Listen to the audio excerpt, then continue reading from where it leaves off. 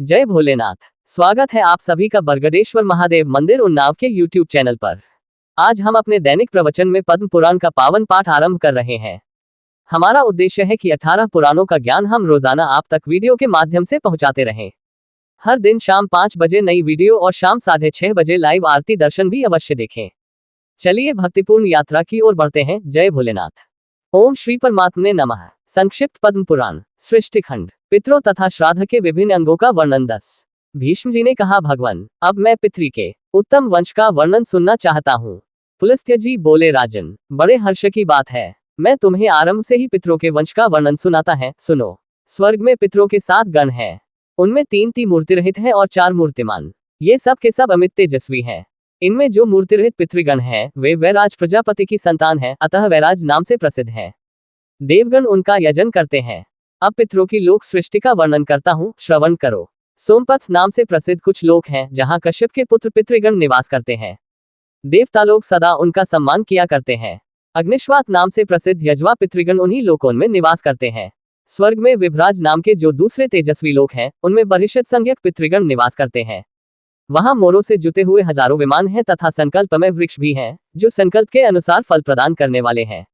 जो लोग इस लोक में अपने पितरों के लिए श्राद्ध करते हैं वे उन विभ्राज नाम के लोकों में जाकर समृद्धिशाली भवनों में आनंद भोगते हैं तथा वहां मेरे सैकड़ों पुत्र विद्यमान रहते हैं जो तपस्या और योग बल से संपन्न महात्मा, महान, सौभाग्यशाली और भक्तों को अभयदान देने वाले हैं। मार्तंड मंडल नामक लोक में मरीचगर्भ नाम के पितृगण निवास करते हैं। वे अंगिरा मुनि के पुत्र हैं और लोक में हविष्मान नाम से विख्यात हैं। वे राजा उनके पितर हैं और स्वर्ग तथा मोक्ष रूप फल प्रदान करने वाले हैं। तीर्थों में श्राद्ध करने वाले श्रेष्ठ क्षत्रिय उन्हीं के लोक में जाते हैं। कामदोग नाम से प्रसिद्ध जो लोक हैं वे इच्छानुसार भोग की प्राप्ति कराने वाले हैं। उनमें सुस्वद नाम के पितर निवास करते हैं। लोक में वे आज्यप नाम से विख्यात हैं और प्रजापति करदम के पुत्र हैं। पुलह के बड़े भाई से उत्पन्न वैश्यगण उन पितरों की पूजा करते हैं। श्राद्ध करने वाले पुरुष उस लोक में पहुंचने पर एक ही साथ हजारों जन्मों के परिचित माता, भाई, पिता, सास, मित्र, संबंधी तथा बंधुओं का दर्शन करते हैं। इस प्रकार पितरों के 3 गण बताए गए। अब चौथे गण का वर्णन करता है। ब्रह्मलोक के ऊपर सुमानस नाम के लोक स्थित हैं जहां सोमप नाम से प्रसिद्ध सनातन पितरों का निवास है। वे सब के सब धर्म में स्वरूप धारण करने वाले तथा ब्रह्माची से भी श्रेष्ठ हैं। स्वधा से उनकी उत्पत्ति हुई है। वे योगी हैं, अतः ब्रह्मभाव को प्राप्त होकर सृष्टि आदि करके सब इस समय मानसरोवर में स्थित हैं। इन पितरों की कन्या नर्मदा नाम की नदी है जो अपने जल से समस्त प्राणियों को पवित्र करती हुई पश्चिम समुद्र में जा मिलती है। उन सोमप नाम वाले पितरों से ही संपूर्ण प्रजा सृष्टि का विस्तार हुआ है। ऐसा जानकर मनुष्य सदा धर्मभाव से उनका श्राद्ध करते हैं। उन्हीं के प्रसाद से योग का विस्तार होता है। आदि सृष्टि के समय इस प्रकार पितरों का श्राद्ध प्रचलित हुआ। श्राद्ध में उन सब के लिए चांदी के पात्र अथवा चांदी से युक्त पात्र का उपयोग होना चाहिए। स्वधा शब्द के उच्चारण पूर्वक पितरों के उद्देश्य से किया हुआ श्राद्ध दान पितरों को सर्वदा संतुष्ट करता है। विद्वान पुरुषों को चाहिए कि वे अग्निहोत्री एवं सोमपाय ब्राह्मणों के द्वारा अग्नि में हवन कराकर पितरों को तृप्त करें। अग्नि के अभाव में ब्राह्मण के हाथ में अथवा जल में या शिव जी के स्थान के समीप पितरों के निमित्त दान करे। ये ही पितरों के लिए निर्मल स्थान है। पितृकार्य में दक्षिण दिशा उत्तम मानी गई है। यज्ञोपवीत को अपसव्य अर्थात दाहिने कंधे पर करके किया हुआ तर्पण, तिलदान तथा स्वधा के उच्चारण पूर्वक किया हुआ श्राद्ध ये सदा पितरों को तृप्त करते हैं। कुश, उड़द, साठी धान का चावल, गाय का दूध, मधु, गाय का घी, सावा, अगहनी का चावल, जौ, तीना का चावल, मूंग, गन्ना और सफेद फूल ये सब वस्तुएं पितरों को सदा प्रिय हैं। अब ऐसे पदार्थ बताता हूँ जो श्राद्ध में सर्वदा वर्जित हैं। मसूर, संत, मटर, राजमाश, कुल्थी, कमल, बिल्व, मदार, धतुरा, पारिभद्राट, रूशिक, भेड़ बकरी का है। दूध, कोदो, दारवरट, कैथ, महुआ और अलसी ये उन सब निषिद्ध हैं। अपनी उन्नति चाहने वाले पुरुष को सेव श्राद्ध में इन वस्तुओं का उपयोग कभी नहीं करना चाहिए। जो भक्तिभाव से पितरों को प्रसन्न करता है पुत्र उसे पितर भी संतुष्ट करते हैं। वे पुष्टि, आरोग्य, विसंतान एवं स्वर्ग प्रदान करते हैं। पितृकार्य देव कार्य से ज्ञा भी बढ़कर है, अतः देवताओं को तृप्त करने से पहले पितरों को ही संतुष्ट करना श्रेष्ठ माना गया है। कारण पितृगण शीघ्र ही प्रसन्न हो जाते हैं, सदा प्रिय वचन बोलते हैं, भक्तों पर प्रेम रखते हैं और उन्हें सुख देते हैं।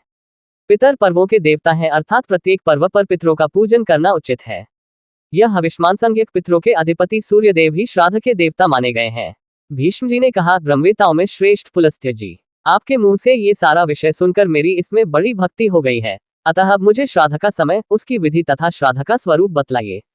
श्राद्ध में कैसे ब्राह्मणों को भोजन कराना चाहिए तथा किनको छोड़ना चाहिए। श्राद्ध में दिया हुआ अन्न पितरों के पास कैसे पहुंचता है, किस विधि से श्राद्ध करना उचित है और वह किस तरह उन पितरों को तृप्त करता है। पुलस्त्य जी बोले, राजन, अन्न और जल से अथवा दूध एवं फल मूल आदि से पितरों को संतुष्ट करते हुए प्रतिदिन श्राद्ध करना चाहिए। श्राद्ध 3 प्रकार का होता है, नित्य, नैमित्तिक और काम्य। पहले नित्य श्राद्ध का वर्णन करता हूँ। उसमें अर्घ्य और आवाहन की क्रिया नहीं होती, उसे अदैव समझना चाहिए। उसमें विश्वदेवों को भाग नहीं दिया जाता। पर्व के दिन जो श्राद्ध किया जाता है उसे पार्वण कहते टखंड है। पार्वण श्राद्ध में जो ब्राह्मण निमंत्रित करने योग्य हैं उनका वर्णन करता हूँ, श्रवण करो। जो पंचाग्नि का सेवन करने वाला, स्नातक, त्रिसौपर्ण, वेद के व्याकरण आदि 6 अंगों का ज्ञाता, श्रोत्रिय, वेदज्ञ, श्रोत्रिय का पुत्र, वेद के विधिवाक्यों का विशेषज्ञ, सर्वज्ञ, सब विषयों का ज्ञाता, वेद का स्वाध्याय, मंत्र जपने वाला, ज्ञानवान, त्रिनाचिकेत, त्रिमधुरे, अन्य शास्त्रों में भी परिनिष्ठित, पुराणों का विद्वान, स्वाध्यायशील, ब्राह्मण भक्त, पिता की सेवा करने वाला, सूर्य देवता का भक्त, वैष्णव, ब्रह्मवेता, योगशास्त्र का ज्ञाता, शांत, आत्मज्ञ, अत्यंत शीलवान तथा शिव भक्तिप्रयण हो, ऐसा ब्राह्मण श्राद्ध में निमंत्रण पाने का अधिकारी है। ऐसे ब्राह्मणों को यत्नपूर्वक श्राद्ध में भोजन कराना चाहिए। अब जो लोग श्राद्ध में वर्जनीय हैं उनका वर्णन सुनो। पतित, पतित का पुत्र, नपुंसक, चुगलखोर और अत्यंत रोगी, ये सब श्राद्ध के समय धर्मज्ञ पुरुषों द्वारा त्याग देने योग्य है। श्राद्ध के पहले दिन अथवा श्राद्ध के ही दिन विनयशील ब्राह्मणों को निमंत्रित करे। निमंत्रण दिए हुए ब्राह्मणों के शरीर में पितरों का आवेश हो जाता है। वे वायु रूप से उनके भीतर प्रवेश करते हैं और ब्राह्मणों के बैठने पर स्वयं भी उनके साथ बैठे रहते हैं। किसी ऐसे स्थान को जो दक्षिण दिशा की ओर नीचा हो, गोबर से लीपकर वहां श्राद्ध आरंभ करे अथवा गौशाला में या जल के समीप श्राद्ध करे। आहिताग्नि पुरुष पितरों के लिए चरु खीर बनाए और यह कहकर कि इससे पितरों का श्राद्ध करूंगा, वह सब दक्षिण दिशा में रख दे। तदनंतर उसमें घृत और मधु आदि मिलाकर अपने सामने की ओर 3 निर्वापस्थान पिंडदान की वेदियां बनाए। उनकी लंबाई 1 बित्ता और चौड़ाई 4 अंगुल की होनी चाहिए। साथ ही खैर की 3 दरवी कलछूल बनवावे जो चिकनी हो तथा जिनमें चांदी का संसर्ग हो। उनकी लंबाई 1-1 रत्न की और आकार हाथ के समान सुंदर होना उचित है। जलपात्र, कांस्य पात्र, प्रोक्षण, समिधा, कुश, तिल पात्र, उत्तम वस्त्र, गंध, धूप, चंदन, ये सब वस्तुएं धीरे धीरे दक्षिण दिशा में रखे। उस समय जनेऊ दाहिने कंधे पर होना चाहिए। इस प्रकार सब सामान एकत्रित करके घर के पूर्व गोबर से लिपी हुई पृथ्वी पर गोमूत्र से मंडल बनावे और अक्षत तथा फूल सहित जल लेकर तथा जनेऊ को क्रमशः बाएं एवं दाहिने कंधे पर छोड़कर ब्राह्मणों के पैर धोए तथा बारंबार उन्हें प्रणाम करे। तदनंतर विधिपूर्वक आचमन कराकर उन्हें बिछाए हुए दर्भयुक्त आसनों पर बिठावे और उनसे मंत्रोच्चारण करावे। सामर्थ्यशाली पुरुष भी देवकार्य, वैश्वदेव श्राद्ध में 2 और पितृकार्य में 3 ब्राह्मणों को ही भोजन कराए अथवा दोनों श्राद्धों में 1-1 ब्राह्मण को ही जिमाए। विद्वान पुरुष को वह श्राद्ध में अधिक विस्तार नहीं करना चाहिए। पहले विश्वदेव संबंधी और फिर पितृ संबंधी विद्वान ब्राह्मणों की अर्घ्य आदि से विधिवत पूजा करे तथा उनकी आज्ञा लेकर अग्नि में यथाविधि हवन करे। विद्वान पुरुष गृह सूत्र में बताई हुई विधि के अनुसार घृतयुक्त चरुका अग्नि और सोम की तृप्ति के उद्देश्य से समय पर हवन करे। इस प्रकार देवताओं की तृप्ति ध करके वह श्राद्ध करता। श्रेष्ठ ब्राह्मण साक्षात अग्निका का स्वरूप माना जाता है। देवता के उद्देश्य से किया जाने वाला हवन आदि प्रत्येक कार्य जनेऊ को बाएं कंधे पर रखकर ही करना चाहिए। तत्पश्चात पितरों के निमित्त करने योग्य पर्युक्षण, सेचन आदि सारा कार्य कविज्ञ पुरुष को जनेऊ को दाएं कंधे पर करके अपसव्य अभाव से करना उचित है। हवन तथा विश्वदेवों को ब्र अर्पण करने से बचे हुए अन्न को लेकर उसके उन कई पिंड बनावे और 1-1 पिंड को दाहिने हाथ में लेकर तिल और जल के साथ उसका दान करना चाहिए। संकल्प के समय जल पात्र में रखे हुए जल को बाएं हाथ की सहायता से दाएं हाथ में ढाल लेना चाहिए। श्राद्ध काल में पूर्ण प्रयत्न के साथ अपने मन और इंद्रियों को काबू में रखे और मात्सर्य का त्याग कर दे। पिंडदान की विधि इस प्रकार है। पिंड देने के लिए बनाई हुई वेदियों पर यत्नपूर्वक रेखा बनावे। इसके बाद अवनेजन पात्र में जल लेकर उसे रेखांकित वेदी पर गिरावे। यह अवनेजन अर्थात स्थान शोधन की क्रिया है। फिर दक्षिणाभिमुख होकर वेदी पर कुश बिछावे और 1-1 करके सब पिंडों को क्रमशः उन कुशों पर रखे। उस समय पिता पितामह आदिमन से जिसके उद्देश्य से पिंड दिया जाता हो उस पितर के नाम, गोत्र आदि का उच्चारण करते हुए संकल्प पढ़ना चाहिए। पिंडदान के पश्चात अपने दाएं हाथ को पिंडाधारभूत कुशों पर पहुंचना चाहिए। ये लेपभाग भोजी पितरों का भाग है। उस समय ऐसे ही मंत्र का जप अर्थात लेपभागभुजः पितरस्तृप्यन्तु इत्यादि वाक्यों का उच्चारण करना उचित है। इसके बाद पुनः प्रत्यवनेजन करे अर्थात अवनेजन पात्र में जल लेकर उससे प्रत्येक पिंड को नहलावे। फिर जलयुक्त पिंडों को नमस्कार करके श्राद्ध कल्पोक्त वेदमंत्रों के द्वारा पिंडों पर पितरों का आवाहन करे और चंदन, धूप आदि पूजन सामग्रियों के द्वारा उनकी पूजा करे। तत्पश्चात आहवनी आदि अग्नियों के प्रतिनिधिभूत 1-1 ब्राह्मण को जल के साथ 1-1 दरवी 2 प्रदान करे। फिर विद्वान पुरुष पितरों के उद्देश्य से पिंडों के ऊपर कुश रखे तथा पितरों का विसर्जन करे। तदनंतर क्रमशः सभी पिंडों में से थोड़ा थोड़ा अंश निकालकर सबको एकत्र करे और ब्राह्मणों को यत्नपूर्वक पहले वही भोजन करावे, क्योंकि उन पिंडों का अंश ब्राह्मण लोग ही भोजन करते हैं। इसीलिए अमावस्या के दिन किए हुए पार्वण श्राद्ध को अन्वाहार्य कहा गया है। पहले अपने हाथ में पवित्री सहित तिल और जल लेकर पिंडों के आगे छोड़ दे और कहे अशा स्वधा अस्तु, ये पिंड स्वधा स्वरूप हो जाए। इसके बाद परम पवित्र और उत्तम अन्न परोसकर उसकी प्रशंसा करते हुए उन ब्राह्मणों को भोजन करावे। उस समय भगवान श्रीनारायण का स्मरण करता रहे और क्रोधी स्वभाव को सर्वथा त्याग दे। ब्राह्मणों को तृप्त जानकर विकिरान दान करे, ये सब वर्णों के लिए उचित है। विकिरान दान की विधि यह है, तिल सहित अन्न और जल लेकर उसे कुश के ऊपर पृथ्वी पर रख दे। जब ब्राह्मण आचमन कर ले तो पुनः पिंडों पर जल गिरावे। फूल, अक्षत, जल छोड़ना और स्वधावाचन आदि सारा कार्य पिंड के ऊपर करे। पहले देव श्राद्ध की समाप्ति करके फिर पितृश्राद्ध की समाप्ति करे, अन्यथा श्राद्ध का नाश हो जाता है। इसके बाद नतमस्तक होकर ब्राह्मणों की प्रदक्षिणा करके उनका विसर्जन करे। यह अहिताग्नि पुरुषों के लिए अन्वाहार्य पार्वण श्राद्ध बतलाया गया। अमावस्या के पर्व पर किए जाने के कारण ये पार्वण कहलाता है। यही नैमित्तिक श्राद्ध है। श्राद्ध के पिंड गाय या बकरी को खिला दे अथवा ब्राह्मणों को दे दे अथवा अग्नि या जल में छोड़ दे। ये भी न हो तो खेत में बिखेर दे अथवा जल की धारा में बहा दे। संतान की इच्छा रखने वाली पत्नी विनीत भाव से आकर मध्यम अर्थात पितामह के पिंड को ग्रहण करे और उसे खा जाए।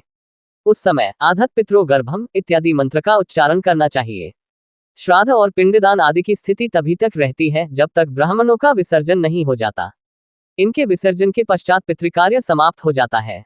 उसके बाद बलिवैश्वदेव करना चाहिए। तदनंतर अपने बंधु बांधवों के साथ पितरों द्वारा सेवित प्रसाद स्वरूप अन्न भोजन करे। श्राद्ध करने वाले यजमान तथा श्राद्धभोजी ब्राह्मण दोनों को उचित है कि वे दोबारा भोजन न करें, राह न चले, मैथुन न करें, साथ ही उस दिन स्वाध्याय, कलह और दिन में शयन इन सबको सर्वथा त्याग दें। इस विधि से किया हुआ श्राद्ध धर्म, अर्थ और काम तीनों की सिद्धि करने वाला होता है। कन्या, कुंभ और वृष राशि पर सूर्य के रहते कृष्ण पक्ष में प्रतिदिन श्राद्ध करना चाहिए। जहां जहां सपिंडीकरण रूप श्राद्ध करना हो वहां अग्निहोत्र करने वाले पुरुष को सदा इसी विधि से करना चाहिए। अब मैं ब्रह्मा जी के बताए हुए साधारण श्राद्ध का वर्णन करूंगा जो भोग और मोक्ष रूप फल प्रदान करने वाला है।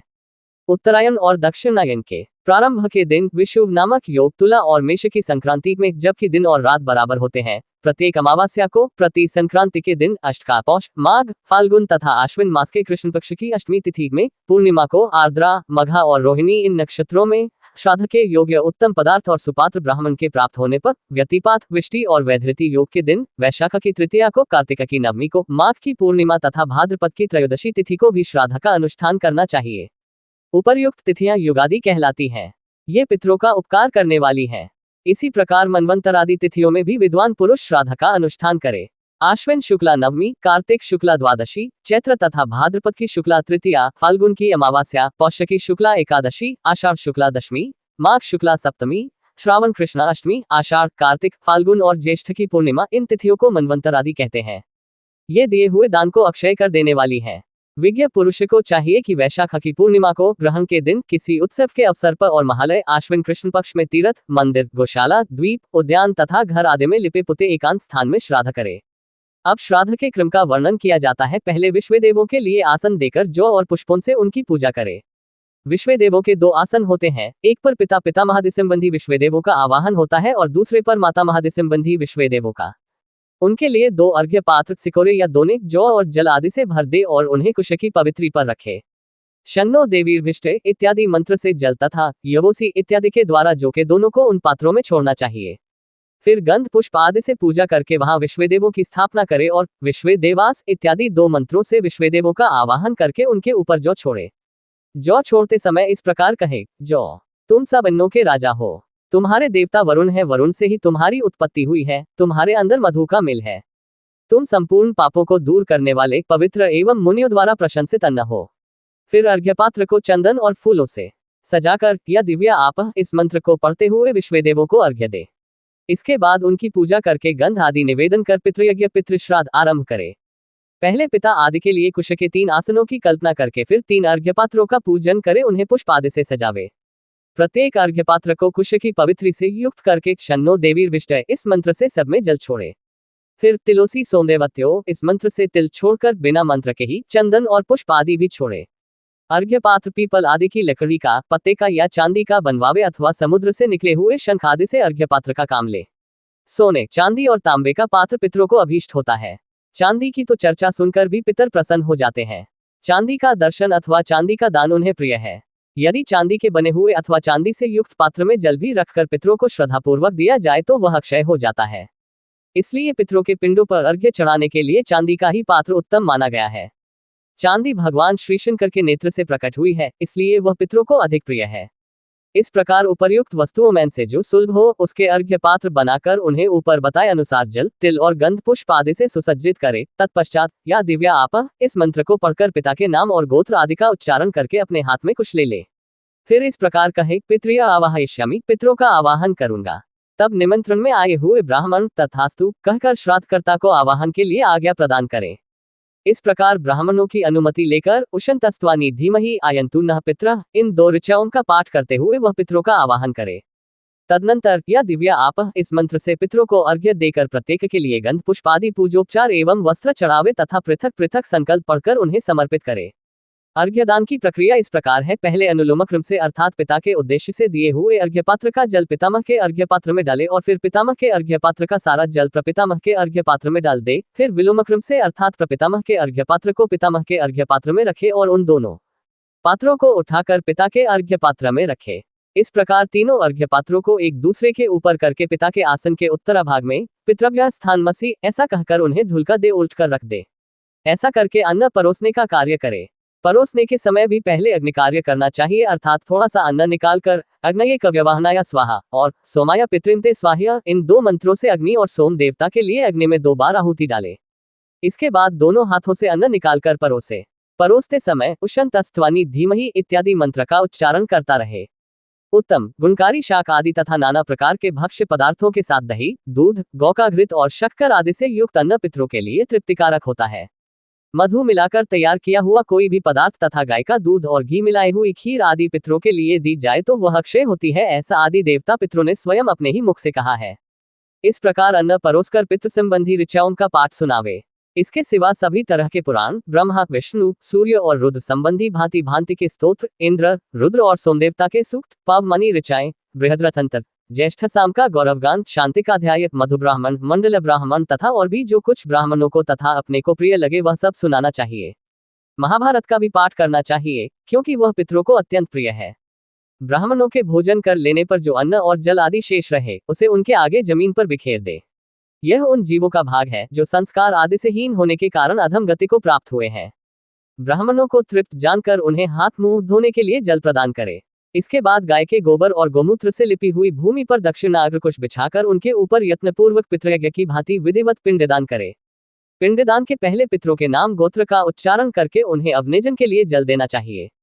फिर पिंड देने के बाद पिंडों पर प्रत्यवनेजन का जल गिराकर उन पर पुष्प आदि चढ़ाना चाहिए। सव्यापसव्य का विचार करके प्रत्येक कार्य का संपादन करना उचित है।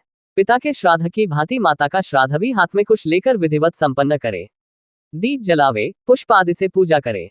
ब्राह्मणों के आचमन कर लेने पर स्वयं भी आचमन खंड करके एक एक बार सबको जल दे। फिर फूल और अक्षत देकर तिल सहित अक्षयोदक दान करे। फिर नाम और गोत्र का उच्चारण करते हुए शक्ति के अनुसार दक्षिणा दे। गौ, भूमि, सोना, वस्त्र और अच्छे अच्छे बिछौने दे। कृपणता छोड़कर पितरों की प्रसन्नता का संपादन करते हुए जो जो वस्तु ब्राह्मणों को, अपने को तथा पिता को भी प्रिय हो वही वही वस्तु दान करे।